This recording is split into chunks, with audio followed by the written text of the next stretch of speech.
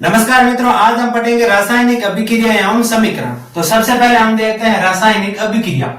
वह प्रक्रम जिसमें दो या दो से अधिक पदार्थ मिलकर नए रासायनिक गुणधर्मों वाले पदार्थ का निर्माण करते हैं, रासायनिक अभिक्रिया कहलाती है।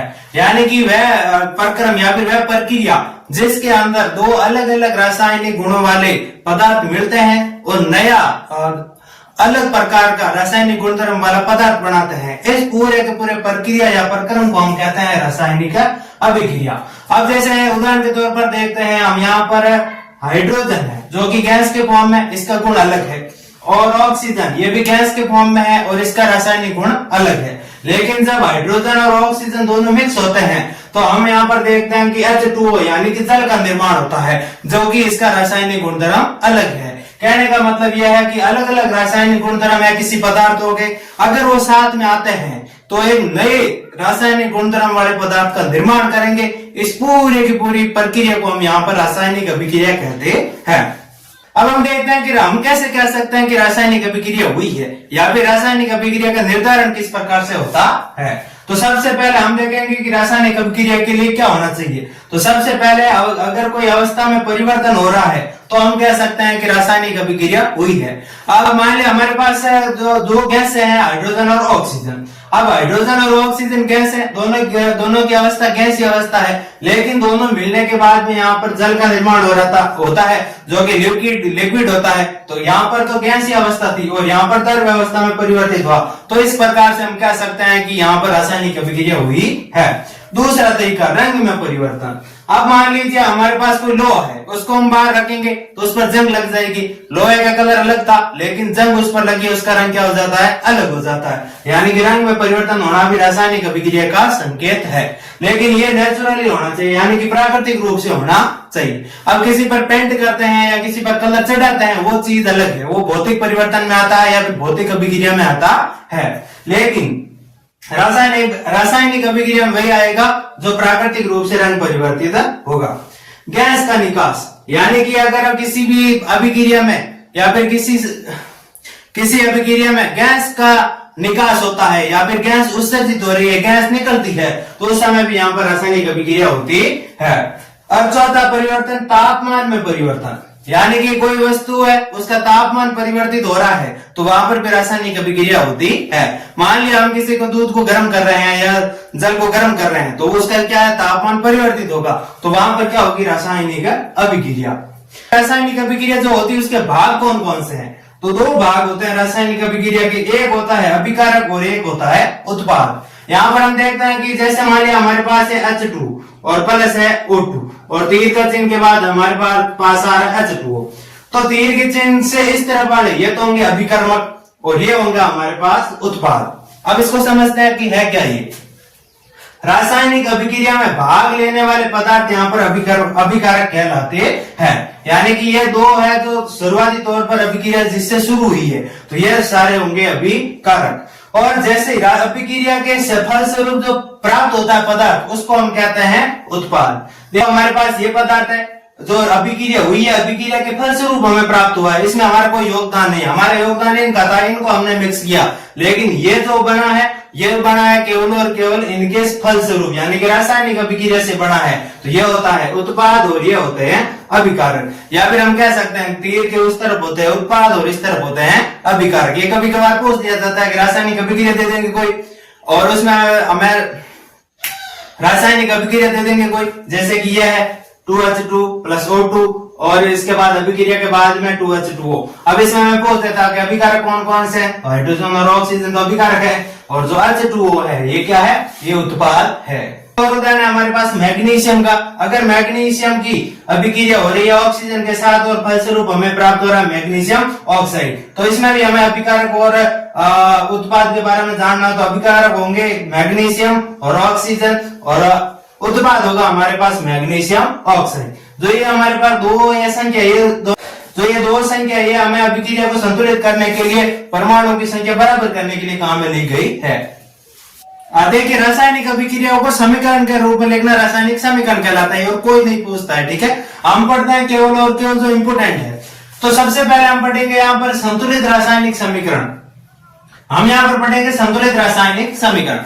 देखो रासायनिक समीकरण दो प्रकार से लिखे जाते हैं, एक होता है कंकाली समीकरण, कंकाली रासायनिक समीकरण, एक होता है संतुलित रासायनिक समीकरण। कंकाली में क्या होता है कि जो अभिक्रिया से पहले और अभिक्रिया के बाद में जो परमाणु होते हैं जो अभिक्रिया में भाग लेते हैं उनकी संख्या बराबर नहीं होती है, तो वो होता है हमारे पास कंकाली। ठीक है, लेकिन हम यहाँ पर संतुलित रासायनिक समीकरण के बारे में पढ़ेंगे। तो अभिक्रिया के पूर्व यानी कि अभिक्रिया होने से पहले और अभिक्रिया के पश्चात यानी कि अभिक्रिया होने के बाद में परमाणुओं की संख्या यहाँ पर समान होती है, जैसे परमाणुओं की संख्या समान होती है, वो होते हैं हमारे पास संतुलित रासायनिक समीकरण। अभी हम देखते हैं, हमारे पास मैग्नीशियम है और यहाँ पर ऑक्सीजन है और निर्माण हो रहा है मैग्नीशियम ऑक्साइड का। सबसे पहले हम देखेंगे कि मैग्नीशियम के कितने परमाणु इसमें उपयोग आए हैं, एक आया है, और ऑक्सीजन के कितने परमाणु यहाँ पर उपयोग में आए, दो आए हैं, तभी यहाँ पर मिलकर अणु का निर्माण हुआ है जिसे हम O2 कहते हैं।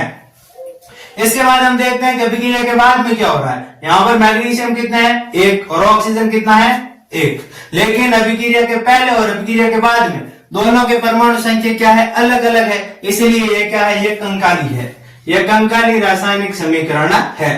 अब सबसे पहले यहाँ पर हम देखेंगे कि मैग्नीशियम की संख्या एक है और मैग्नीशियम की संख्या एक है, ऑक्सीजन की संख्या दो लेकिन ऑक्सीजन की संख्या एक है, तो यहाँ पर दो करने के लिए इसके आगे हम दो लिख सकते हैं, तो यहाँ पर क्या हो गया, दो ऑक्सीजन तो हो गए, लेकिन यहाँ पर एक समस्या और उत्पन्न हो गई कि मैग्नीशियम की संख्या यहाँ पर बढ़ गई है, तो इस तरफ भी हमें मैग्नीशियम की संख्या बढ़ानी पड़ेगी। तो इस प्रकार से हम किसी भी रासायनिक अभिक्रिया को या फिर रासायनिक समीकरण को संतुलित कर सकते हैं।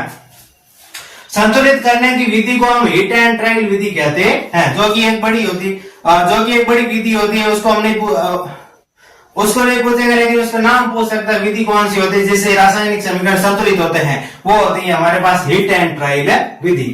अब हम देखते हैं कि रासायनिक जो अभिक्रियाएं होती है उनके प्रकार कौन कौन से होते हैं। सबसे पहला प्रकार होता है संयोजन अभिक्रिया। देखिए, जिसमें दो या दो से अधिक पदार्थ मिलकर एकल पदार्थ का निर्माण करते हैं या एकल पदार्थ बनाते हैं, इस प्रकार की रासायनिक अभिक्रिया को संयोजन रासायनिक अभिक्रिया कहते हैं। परिभाषा कोई नहीं पूछता है, सबसे पहले आते हैं कॉन्सेप्ट पर। देखिए, एक हमारे पास है कैल्शियम ऑक्साइड और एक है हमारे पास जल H2O, दोनों मिलेंगे और दोनों मिलने से हमारे पास निर्माण हो रहा है कैल्शियम हाइड्रोक्साइड का। यहाँ पर दो है अलग अलग पदार्थ, एक तो कैल्शियम ऑक्साइड और एक जल, दोनों मिक्स होंगे तो हमारे पास प्राप्त हुआ कैल्शियम हाइड्रोक्साइड, जो कि एकल ही पदार्थ है। इस प्रकार से अभिक्रिया से पहले जो भी भाग लेंगे, दो या दो से अधिक पदार्थ भाग लेंगे और इसके बाद में हमें जो अभिक्रिया प्राप्त होगी एकल पदार्थ के रूप में। अब कोयले का दहन, देखिए दहन जो भी होता है, दहन में ऑक्सीजन की क्रिया पदार्थ के साथ होती है, उसको हम दहन कहते हैं, क्योंकि वातावरण में क्या होता है, ऑक्सीजन होती है और आग जलाने के लिए यहाँ पर ऑक्सीजन की आवश्यकता होती है, ऑक्सीजन के कारण आग जलती है, इसलिए जो भी दहन होगा वो ऑक्सीजन से अभिक्रिया होगी।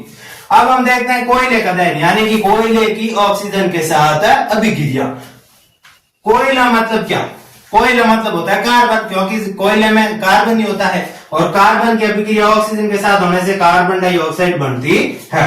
अब हम देखते हैं कार्बन मोनोऑक्साइड में हाइड्रोजन प्रवाहित किया जाता है और फिर 340 एटीएम दाब पर दबाया जाता है, तो यहाँ पर मेथनॉल का निर्माण होता है। यह इनके पर्सन अलग अलग बनेंगे, वो आगे हम देखेंगे। हाइड्रोजन गैस और क्लोरीन गैस दोनों का आपस में मिक्स करने पर HCl का निर्माण होता है, जो कि एक अम्ल होता है और ये लिक्विड फॉर्म में होता है।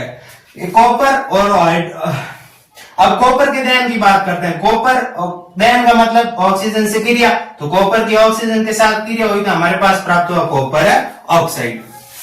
अब हम देखते हैं कि महत्वपूर्ण पर्सन जो संयोजन अभिक्रिया से बन सकते हैं। सबसे पहला, कोयले के दहन में कौन सी गैस बढ़ती है, यानी कि कोयले का दहन किया जाता है तो उसमें कौन सी कोयले का दहन किया जाता है तो कौन सी गैस वहां पर बढ़ती है, वो बढ़ती है हमारे पास कार्बन डाइऑक्साइड। हमने पढ़ा है कि भाई जो भी कार्बन है, कोयला होगा कार्बन होगा, वो उसका दहन है मतलब ऑक्सीजन से क्रिया, इसे बनेगी हमारे पास कार्बन डाइऑक्साइड।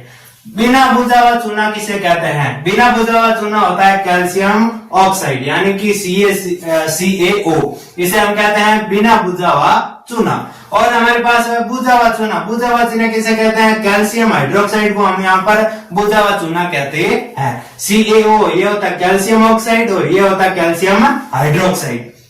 कार्बन मोनोऑक्साइड, ये CO है कार्बन मोनोऑक्साइड, यह है कार्बन मोनोऑक्साइड में हाइड्रोजन को प्रवाहित करने पर क्या क्या होता है, तो यहाँ पर जो हाइड्रोजन प्रवाहित होगा वो 340 एटीएम के दाब पर प्रवाहित होनी चाहिए, तभी हम यहाँ पर मेथेनॉल का निर्माण होते हुए देखेंगे। CH3OH ये है मेथेनॉल, CH3OH ये है मेथेनॉल, और मेथेनॉल का निर्माण होता है हमारे पास कार्बन मोनोऑक्साइड और हाइड्रोजन गैस के संयोजन से। कॉपर के दहन से क्या बनता है? कॉपर के दहन से बनता है कॉपर ऑक्साइड, जिसे हम CuO से दर्शाते हैं। CuO यानी कि Cu कॉपर, O पीछे जुड़ा हुआ है मतलब ऑक्साइड। तो कहने का मतलब है कॉपर के दहन में किसका निर्माण होता है? कॉपर ऑक्साइड का। दहन का मतलब यही होता है कि यहाँ पर ऑक्सीजन से किसी पदार्थ की क्रिया। अब हम पढ़ते हैं दूसरा प्रकार, वियोजन रासायनिक अभिक्रिया, जिसमें एकल अभिकारक टूटता है वह एक से अधिक पदार्थ का निर्माण करता है। कहने का मतलब यह है संयोजन की विपरीत जो अभिक्रिया है उसको हम वियोजन अभिक्रिया कहते हैं। यहाँ पर देखेंगे हम अभिक्रियाओं के प्रकार से समझते हैं। हमारे पास है CaCO3, इसे हम कैल्शियम कार्बोनेट भी कहते हैं। CaCO3 calcium carbonate. CaCO3 में होता क्या है कि इसको में अगर उष्मा देंगे यानी कि इसको हम क्या करेंगे? गर्म करेंगे, तो गर्म करने पर यहाँ पर क्या होगा? कैल्शियम ऑक्साइड अलग होगा और कार्बन डाइऑक्साइड गैस के रूप में मुक्त होगी। हम देखते हैं कि घरों पर जो सफेदी करते हैं, तो सफेदी करने में हम काम में लेते हैं कैल्शियम हाइड्रोक्साइड, और कैल्शियम हाइड्रोक्साइड तुरंत परिवर्तित हो जाता है कैल्शियम कार्बोनेट में। अब कैल्शियम कार्बोनेट वो धीरे धीरे सूखता है, और सूखने की वजह से सूर्य का प्रकाश मिलेगा उसको, जिसकी वजह से यहाँ पर उष्मा प्राप्त होगी, और उष्मा प्राप्त होने की वजह से क्या होता है? कैल्शियम ऑक्साइड की वहां पर चमकीली परत हो जाती है, जो सफेदी के रूप में हमें देखने को मिलती है, और जो कार्बन डाइऑक्साइड है वो वातावरण में मुक्त हो जाती है। हाँ, इसे हम CaCO3 को चूना पत्थर भी कहते हैं। CaCO3 को हम चूना पत्थर भी कहते हैं, या फिर जो हम मार्बल जिसका काम मार्बल जो काम में लेते हैं, जिसे संगमरमर कहते हैं, संगमरमर, ये भी है कैल्शियम कार्बोनेट ही होता है। तो कैल्शियम कार्बोनेट, चूना पत्थर और संगमरमर सारे के सारे एक ही चीज है। अब हम देखते हैं कि जो आयरन सल्फेट है, जिसे फेरस सल्फेट भी कहते हैं, FeSO4, इसका नाम है फेरस सल्फेट या फिर आयरन सल्फेट, FeSO4, इसे हम फेरस सल्फेट कहते हैं, इसे फेरस सल्फेट कहते हैं। कभी कभार पूछ लेता है कि FeSO4 का रासायनिक नाम क्या है? वो है फेरस सल्फेट। अब फेरस सल्फेट में उष्मा देंगे यानी कि इसको गर्म करेंगे तो वो बदलेगा फेरिक ऑक्साइड। देखिए, आयरन की अगर एक मात्रा है तो फेरस, दो मात्रा है तो फेरिक। अब फेरिक ऑक्साइड में बदलेगा और साथ में क्या होगी? SO2 यानी कि सल्फर डाइऑक्साइड और सल्फर ट्राइऑक्साइड गैस से निर्मुक्त होगी। प्रश्न कई अलग अलग प्रकार से पूछे जाते हैं कि वियोजन के अंदर मुख्य रूप से क्या होना चाहिए? तो वियोजन के अंदर तो एकल तो पदार्थ होना चाहिए और उसको उष्मा मिलनी चाहिए। वियोजन के अंदर उष्मा जरूरी है, वियोजन के अंदर उष्मा जरूरी है, यानी कि पदार्थ को गर्म होना चाहिए, और गर्म होने की वजह से वो टूटता है, तभी वहां पर वियोजन अभिक्रिया प्रकट होती है। तो यहाँ पर एक चीज यह कि जो भी वियोजन अभिक्रिया होगी उसमें उष्मा होनी जरूरी है। अब इनसे अलग अलग प्रकार के प्रश्न पूछे जा सकते हैं, जैसे कि फेरस सल्फेट या आयरन सल्फेट के वियोजन से कौन कौन से पदार्थ बनते हैं, फिर हमें ये याद होने चाहिए। सारी कंडीशन सब पर लागू होती है। आगे हम देखते हैं कि लेड नाइट्रेट का यहाँ पर वियोजन, लेड नाइट्रेट, लेड यानी कि Pb और NO3 को हम नाइट्रेट कहते हैं, तो इसका पूरा नाम हो गया लेड नाइट्रेट। अब इसमें इसको अगर हम गर्म करेंगे तो हमारे पास बनेगा लेड ऑक्साइड और नाइट्रोजन डाइऑक्साइड और ऑक्सीजन गैस। अब यहाँ पर देखते हैं कि जब भी हम लेड नाइट्रेट को गर्म करेंगे तो उस वक्त हमारे पास क्या होगा?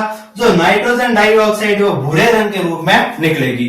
पर्सन और मोस्ट इंपोर्टेंट कि जो लेड नाइट्रेट का दहन है उसके अंदर लेड नाइट्रेट को गर्म किया जाता है, उसके अंदर जो भूरे रंग का धुआं निकलता है वो किस गैस का होता है? तो भूरे रंग का धुआं यहाँ पर जो होगा वो होगा NO2 यानी कि नाइट्रोजन डाइऑक्साइड का। अब हम देखते हैं कि सिल्वर क्लोराइड AgCl, इसका वियोजन अगर इसको हम गर्म करेंगे तो हमारे पास आएगा सिल्वर और क्लोरीन गैस अलग अलग हो जाएंगे। और हमारे पास होता है AgBr यानी कि सिल्वर ब्रोमाइड, इसको अगर गर्म करेंगे तो हमारे पास सिल्वर और ब्रोमीन के रूप में दो अलग अलग पदार्थ प्राप्त होंगे। यहां से एक मोस्ट इंपोर्टेंट प्रश्न बनता है कि श्याम श्वेत फोटोग्राफी